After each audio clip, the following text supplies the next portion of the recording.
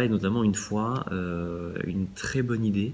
Je m'étais dit, putain, ça, c'est canon. Faut surtout pas que j'oublie. C'est vraiment un potentiel qui est dingue. Enfin, voilà, c'est une très bonne idée. Et je l'ai oublié. Je m'en suis voulu. Je m'en suis voulu, mais c'est comme ça. J'en ai eu d'autres derrière. Voilà, mais il faut en oublier le moins possible. Sinon,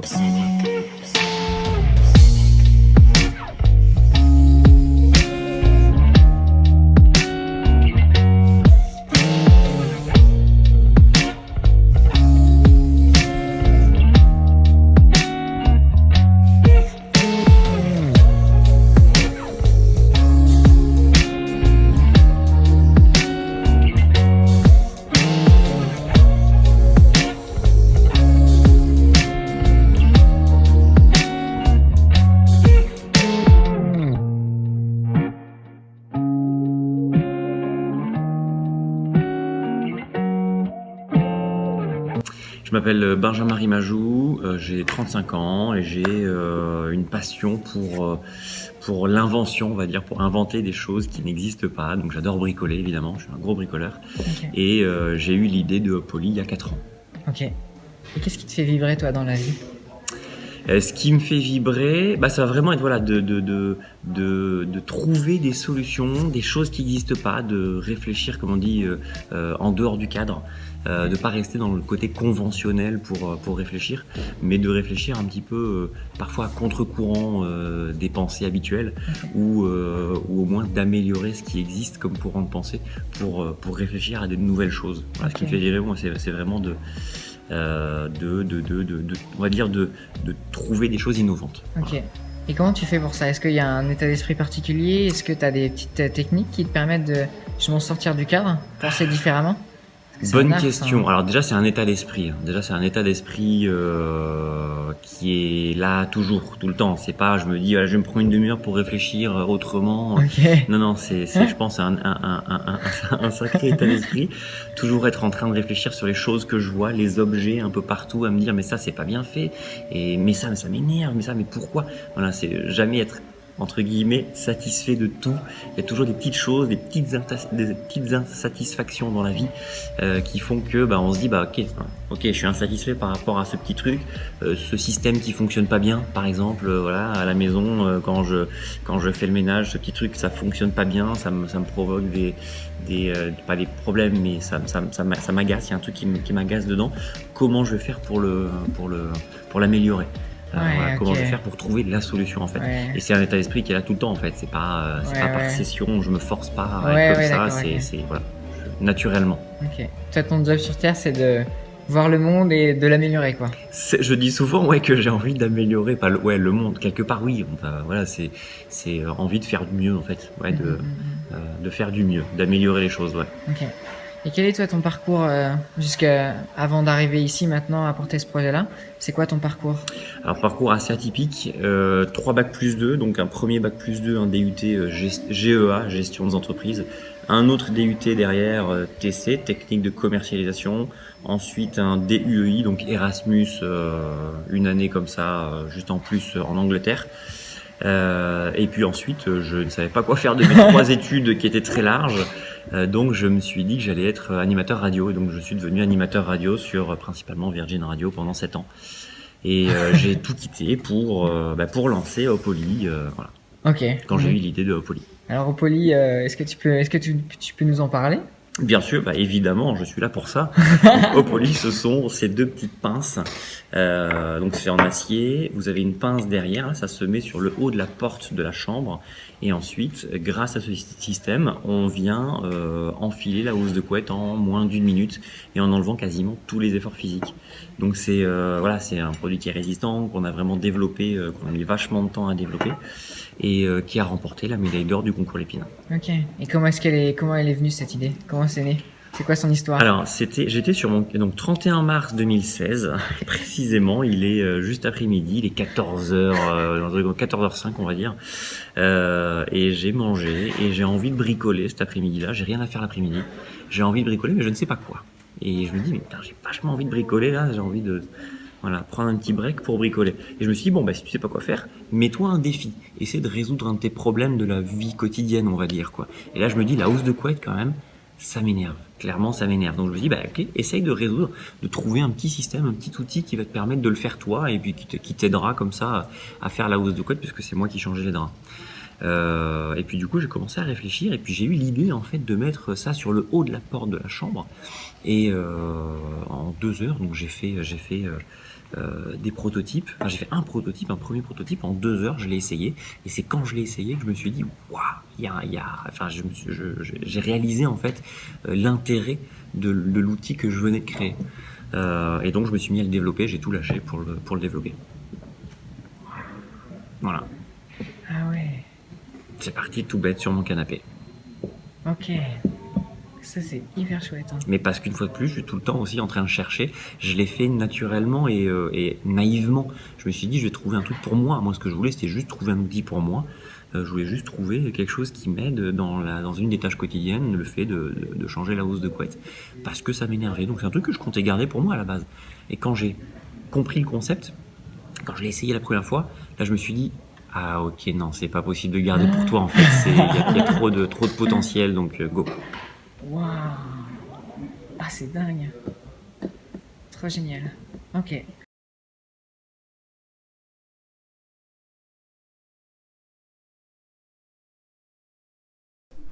Donc après avoir essayé le premier prototype et avoir validé techniquement que ça fonctionnait, parce qu'il y a plusieurs étapes de validation, la validation technique d'abord, voilà, elle fonctionnait, il a fallu quand même que je prototype beaucoup parce que le prototype que j'avais fait, la pince était très bien, mais il fallait ouvrir la pince à une main pour glisser le coin de la housse de couette avec l'autre main. Donc il fallait les 2 mains.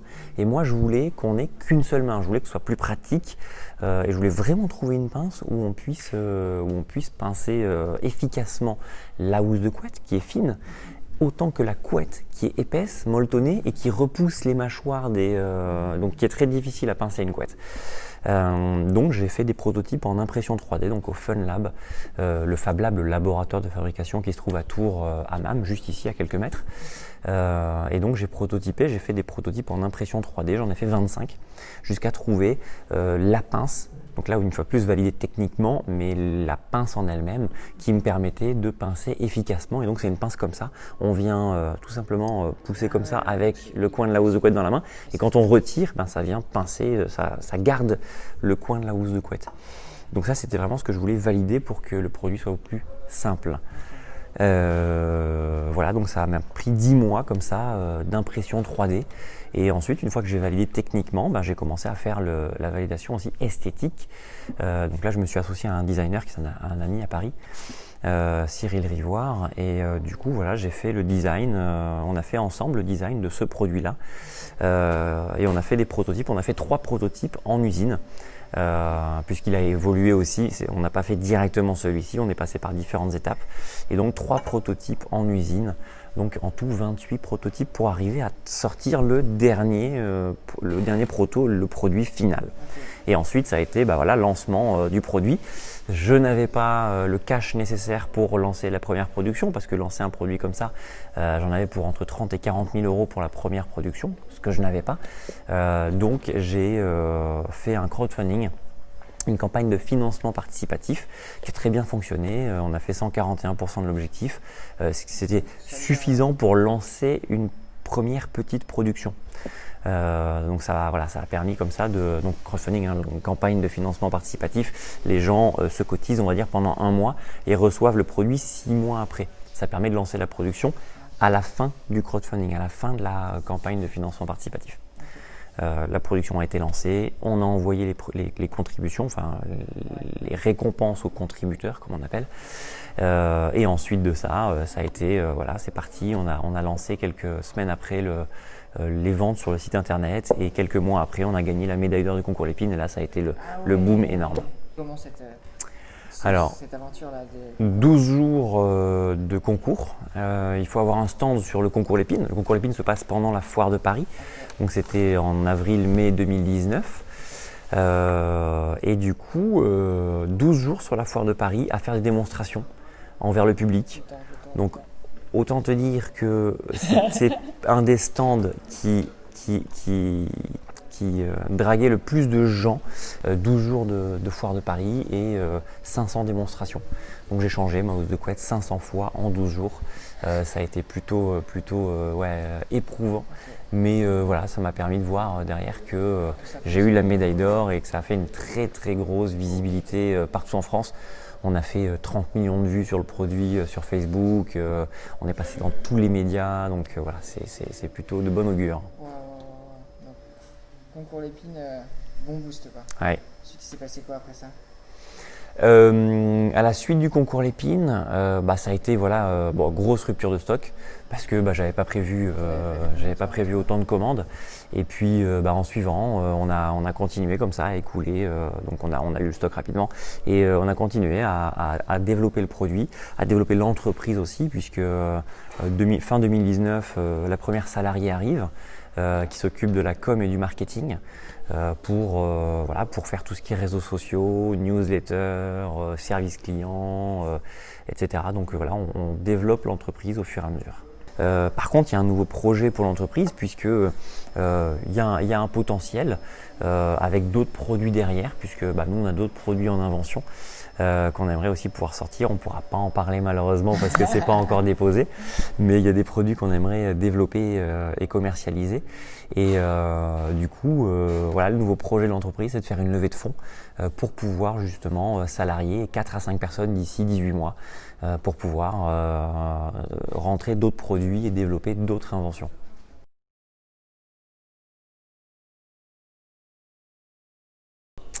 Alors les 3 grandes qualités, c'est, on va dire déjà il est en acier. C'est on l'a voulu durable parce que moi je ne supporte pas ce qui se casse et ce qui se jette comme beaucoup de gens aujourd'hui. C'est la mouvance aujourd'hui et c'est très très bien. Donc un des grands atouts c'est quand même d'être en acier. Ensuite c'est je dirais un des atouts qu'on a mais qu'on a monté nous, c'est vraiment, et c'est un choix, c'est une volonté, c'est le fait d'avoir un vrai service client, d'être vraiment proche des gens pour apprendre à l'utiliser parce qu'il y a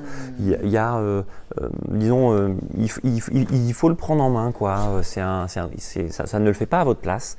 Ça vous aide à changer la housse de couette, ça aide grandement, très largement, mais il faut apprendre à l'utiliser, c'est normal. Du coup, on est vraiment très présent nous et on est vraiment très proche au maximum de nos clients pour être toujours là. Dès qu'ils ont une question, on leur répond à tout le monde. C'est vraiment, ils peuvent venir vers nous, il n'y a pas de souci. Et le troisième grand atout, on va dire, c'est tous les gens dont on s'est entouré. Le fabricant du métal qui est super top. On a toute une chaîne de production, une chaîne d'approvisionnement qui est très carrée et qui est très pro. Voilà, toute la chaîne d'approvisionnement, elle est super carrée et c'est important de s'entourer des bonnes personnes. Donc on a vraiment monté une chaîne de production qui est pro et qui est carrée, et notamment la fabrication qui se passe à Tours, juste à côté de Tours, à Joué-les-Tours, dans un ESAT, un établissement qui fait travailler des personnes en situation de handicap. Donc c'est eux qui vont faire l'assemblage, mettre les étiquettes, les patins, le mettre dans le packaging, etc. Et ils sont absolument géniaux et je suis très très content de travailler avec eux. Et il y a aussi cette dimension sociale dans le projet que j'ai toujours voulu et qui est très importante pour moi. Et c'est vraiment un choix de faire fabriquer en France, déjà pour continuer à faire vivre notre tissu économique forcément, et en plus avec la mission sociale de faire travailler les personnes en situation de handicap et de leur proposer un travail. Donc c'est toutes les personnes dont on s'est entouré, je dirais, ça c'est un des gros atouts aussi du projet qui est devenu une entreprise. Et alors, qu'est-ce qui toi t'a permis de vraiment de développer cette chaîne de production et de rencontrer les bonnes personnes Qu'est-ce qui m'a permis? C'est de chercher. J'ai appelé des gens. Alors, quand on cherche des partenaires pour distribuer, mais aussi pour fabriquer toute la chaîne d'approvisionnement, il faut passer beaucoup de coups de téléphone. Il faut appeler, il faut se renseigner, il faut aller voir, il faut rendre des visites. Il faut vraiment pas hésiter à multiplier les contacts, parce que trouver les bonnes personnes, c'est pas si simple. C'est pas parce que la première personne vous dit oui, je peux le faire que c'est la bonne. Clairement pas. Il faut les mettre, il faut comparer tout le monde parce que certains ont des avantages, d'autres non, d'autres aussi, mais sur des points différents. C'est quand même des choses qui sont très différentes. Les projets sont très complexes, donc ils ont tous des avantages sur des points qui sont différents. Donc il faut arriver à comparer tout ça. Donc voilà, il faut vraiment passer beaucoup de coups de téléphone.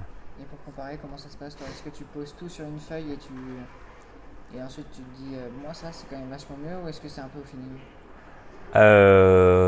Les deux évidemment. Il y a beaucoup de feeling parce que en plus quand on démarre un produit, quand on démarre un projet, on n'est pas quelqu'un de sérieux vis-à-vis des industriels. On n'est pas un grand groupe, on n'a même pas l'argent. Moi quand je suis parti les voir, je n'avais même pas l'argent parce que le crowdfunding, la campagne de financement participatif n'était pas encore déroulée, c'était pas encore déroulé, donc j'avais pas l'argent. Donc ok, je leur disais ouais machin, ouais très bien, on va pouvoir le faire machin. Mais eux donc me faire confiance, c'était pas facile évidemment. J'étais pas un grand groupe, donc ça c'est pas facile.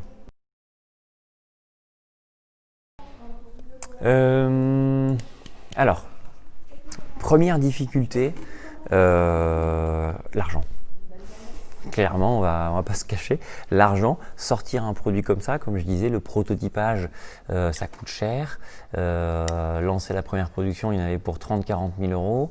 Et le prototypage, en général, ça va être 10-15 000 euros. Si on fait appel à un bureau d'études, voilà. Donc, on va commencer par le prototypage. 10-15 000 euros dans un bureau d'études. Ça veut dire quelqu'un qui va prendre le dossier et qui va vous dire le mieux c'est en acier, on va plutôt faire comme ci, on va faire comme ça, je vais vous le dessiner comme ça. Nous ce qu'on a fait c'est que donc j'ai fait le design esthétique avec un ami et le prototypage je l'ai fait moi dans un Fab Lab. Le Fab Lab ça m'a coûté 340 euros. En 10 mois, j'ai fait 25 prototypes imprimés en 3D qui m'ont coûté 340 euros. Donc, c'est quasiment rien du tout. Donc, on peut aujourd'hui prototyper un produit industriel sans avoir d'argent. Ensuite, une fois qu'il est fait, une fois que j'ai été voir les industriels, ils m'ont dit c'est bon, on peut vous le produire pour tant. Chaque pièce coûtera tant d'euros. Il faut le lancer. Donc, on va le lancer. Et puis là, ils nous demandent un acompte, sauf que j'ai pas l'argent. Donc là, deuxième grosse difficulté, c'est trouver l'argent pour lancer la production. Et on en revient à ce qu'on disait tout à l'heure, campagne de financement participatif, qui a eu plusieurs effets évidemment. Le premier, c'est de trouver l'argent pour lancer la première production évidemment. La deuxième, c'est de faire la communication sur le produit, parce que pendant un mois, la campagne dure un mois, il y a eu beaucoup de communication sur le produit. Il y a une page aux États-Unis qui s'appelle Insider à New York qui m'appelle en me disant on aimerait bien mettre une vidéo de votre produit sur notre page parce qu'on le trouve canon. J'ai fait ok, allez-y, faites-le. Donc j'ai signé l'accord et ensuite ça a été le buzz énorme dans le monde entier. On a fait 12 millions de vues à ce moment-là. Voilà, ça c'est le deuxième effet de la campagne de financement participatif, c'est la communication. Et le troisième, c'est l'étude de marché, la commercialisation. Enfin, étude de marché parce qu'on va voir réellement, on confronte le produit au marché et on va voir si ça fonctionne ou pas. On va voir s'il y a du répondant ou pas, s'il y a des clients ou pas, clairement, s'il se vend. Et donc c'est très bien vendu, on l'a vendu dans 34 pays. Donc voilà, ça a été plutôt très positif. Donc c'était ma deuxième grande difficulté, c'était de trouver l'argent pour lancer la production et c'est le crowdfunding qui m'a permis de trouver cet argent-là. Okay. Est-ce qu'il y en a eu d'autres choses que tu rencontres ou est-ce que tout a vraiment... Trouver les producteurs, trouver les fabricants, on en parlait tout à l'heure. Trouver les fabricants, grosse difficulté quand même. C'est complexe. C'est complexe, c'est long. C'est long, c'est vraiment... un peu, là, tu t'es dit... Ok, va falloir que je trouve un mec pour faire du métal, des personnes pour ça. Exactement. Donc moi j'ai 7 usines en tout. Compliqué. Et les 7 usines, et j'en ai une dernière, une huitième qui s'occupe, c'est les AT, qui s'occupe d'assembler le produit. Il y a le métal, il y a les étiquettes de couleur, il y a les patins antidérapants, les patins mousse, il y a le packaging, il y a les notices, parce qu'on a aussi une notice super bien faite et tout. Voilà, il y a plein d'usines en fait. Et au final, il faut arriver à tous les trouver. Compliqué, donc il faut appeler, il faut beaucoup se renseigner, appeler, faire des tests avec eux, même eux ils ont fait du prototypage. Il faut savoir que le patin antidérapant c'est un matériau qu'on a fait développer nous, donc personne ne peut avoir celui-là. Aujourd'hui il n'est pas disponible sur le marché, il n'y a que nous qui l'avons fait faire. Il y a plusieurs matériaux comme ça qui sont développés un peu pour nous, quoi. Donc les patins mousse c'est un peu pareil, voilà. Les étiquettes aussi de couleur. Donc voilà, c'est beaucoup de travail là-dessus. Ça prend énormément de temps. Et voilà. Et puis il y a aussi donc beaucoup de recherches sur Internet pour trouver les bons et des visites dans les salons. Il y a beaucoup de salons qui existent pour l'industrialisation des différents matériaux, etc. Donc voilà, visiter les salons pour rencontrer les bons interlocuteurs. Ok.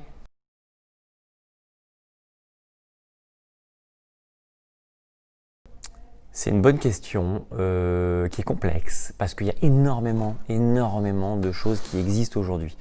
Déjà, je pense que peut-être un outil qui recense les outils, justement. Il y a tellement de choses qui existent, le plus dur, c'est de les trouver.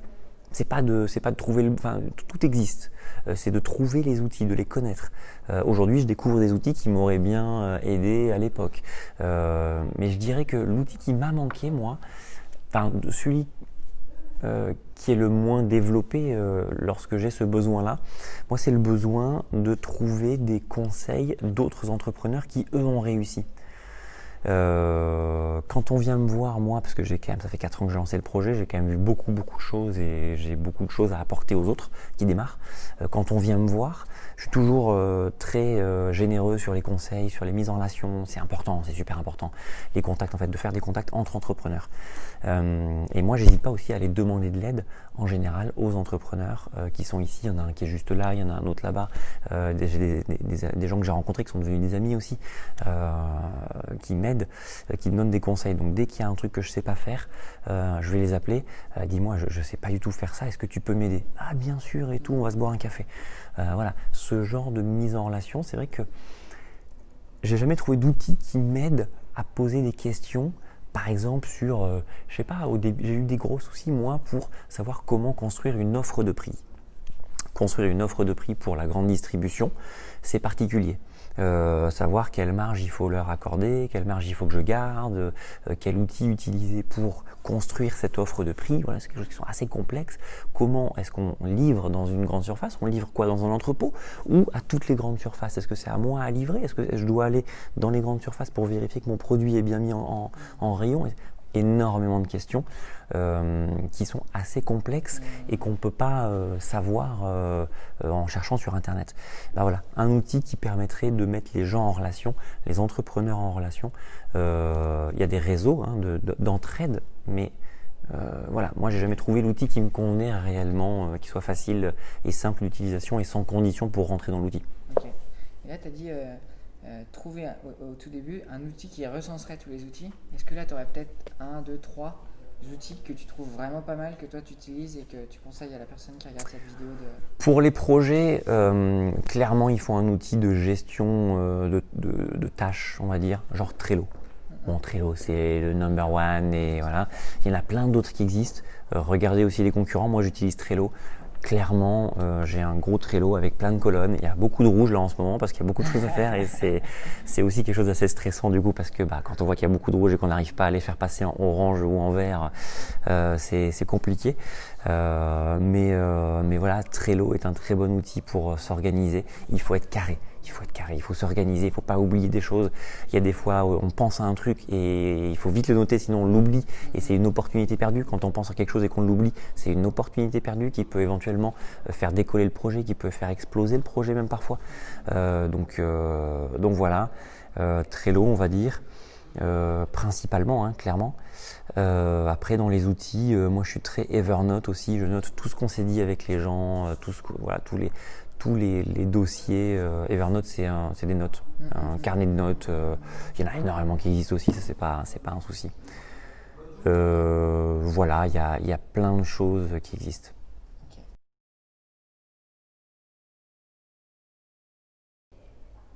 Oser. Il faut oser. Il faut entreprendre, surtout aujourd'hui avec ce qui vient de se passer, les mois derniers avec le Covid, etc. Avec toute la difficulté économique dans laquelle on est. Faut pas avoir peur pour autant, il faut y aller, clairement. On est là pour améliorer le monde, pour améliorer les choses. Donc, oser entreprendre et en gardant très important, une morale, une éthique, et en améliorant le monde. Donc oui, en faisant travailler des personnes en situation de handicap, oui, en essayant de faire travailler le tissu local, oui, en étant présent auprès des gens, en créant du lien, en aidant et en ayant un impact positif sur le monde dans lequel on vit. Merci. Merci à toi.